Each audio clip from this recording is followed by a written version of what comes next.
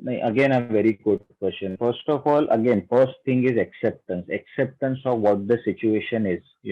पहली चीज ये जरूरी है कि आप केयरफुल रहें, आप सतर्क रहें और आप सारे पैरामीटर्स फॉलो करें. And if you are experiencing any sort of symptom, हम इसे हमेशा साइकोलॉजिकल ही ना समझे. ऑब्वियसली अगर जेन्युइन आपको कोविड रिलेटेड सिम्टम्स हैं, अगर आपको फीवर है, अगर आपको सूखी खांसी है, अगर आपको वीकनेस है, अगर आपको डायरिया है, अगर आपको किसी भी तरह के सिम्टम्स फील हो रहे हैं, तो उस डर के वजह से कि हम कोविड पॉजिटिव ना हो, प्लीज अपनी टेस्ट डिले ना करें.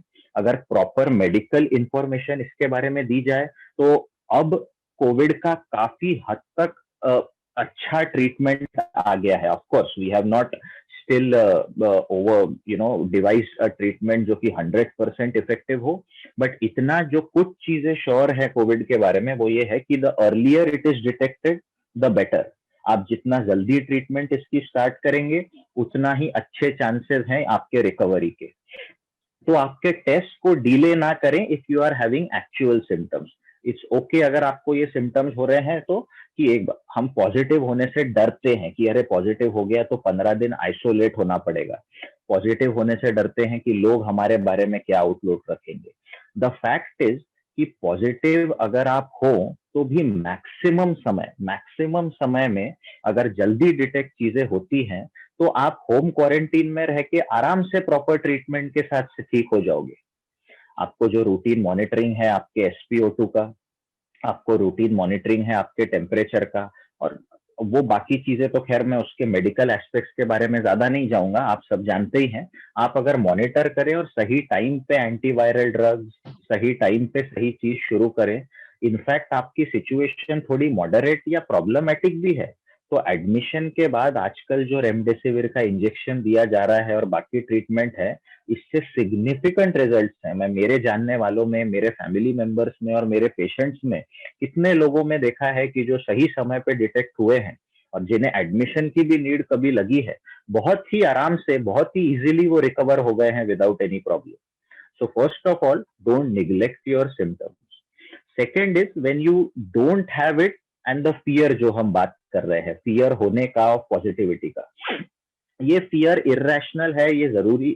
ऑफ कोर्स बहुत मामले में इरेशनल हो जाता है. बहुत मामले में हम हमारे फैमिली मेंबर्स के बारे में वरीड हो जाते हैं कि अरे हम पॉजिटिव हो गए तो इन सब का क्या, इस वजह से हम टेस्ट नहीं करवाते. अब प्लीज अंडरस्टैंड, छोटा सा समय एक छोटा सा 10 से 15 दिन का समय लॉन्ग टर्म में आपका पूरा लाइफ ठीक कर सकता है. अगर आज आप इसको आराम से हैंडल करते हैं तो बहुत समय तक लॉन्ग टर्म में, इवन आप कोरोना से तो हैंडल कर ही सकते हैं पर मेंटल हेल्थ इश्यूज से भी बहुत अच्छे से हैंडल कर सकते हैं. तो मेन इस चीजों का, जैसे मैंने कहा, एक्सेप्टेंस रखें, चीजों को अवॉइड ना करें. डोंट अवॉइड सीकिंग हेल्प इधर मेडिकली. अगर कोविड इश्यूज है, मान लो आपने कोविड टेस्ट करा लिया या कोविड का प्रॉब्लम नहीं भी लग रहा, आपके फिजिशियन कह रहे हैं no this is not related to COVID, तो उस समय में मेंटल हेल्थ प्रोफेशनल को सीख करना.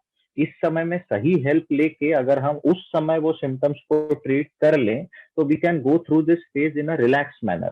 एज यू सेड, हम अगर स्ट्रेस फ्री हैं, हम अगर रिलैक्स्ड हैं तो उतना ही अच्छे से हम ये सिचुएशन को कोप अप कर पाते हैं. तो इट्स इम्पोर्टेंट कि फर्स्ट ऑफ ऑल हम सही लोगों से सही इंफॉर्मेशन लें. If you have any doubts about pandemic, talk to an expert. Please don't consult Google. Please don't talk to random people. Please don't talk to people who don't have enough knowledge or who are not expert in these fields. आज Covid के मामले में सब अपने आप को expert समझते हैं और इसी वजह से गलत इंफॉर्मेशन फैलती है. तो as a family unit it's important to talk, कि हम इस बारे में बात करें कि इससे रिलेटेड क्या क्या इश्यूज हैं, हमें क्या क्या स्टेप्स और क्या क्या प्रिकॉशंस फॉलो करने हैं.